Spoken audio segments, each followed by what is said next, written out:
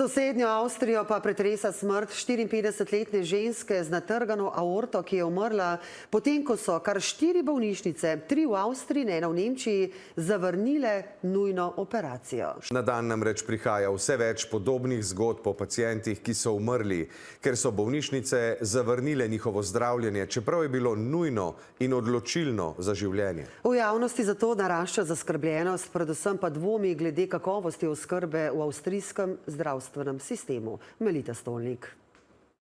V župnijski cerkvi v Rohrbachu ob fotografiji 54-letne domačinke gori sveča. Več kot 2 tedna po njeni nenadni smrti je skupnost v Zgornji Avstriji še vedno v šoku.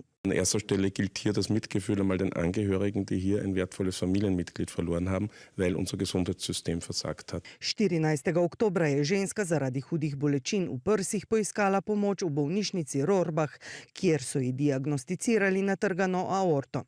A ker gre za manjšo bolnišnico, ki nima ne ustrezne opreme, ne osebja, so za pomoč nujno operacijo, ki bi ženski rešila življenje, prosili vse najbližje bolnišnice. Temeljito preiskavo smrti 54-letnice pred 2 tednoma obljubljajo v zvezni deželi Zgornja Avstrija.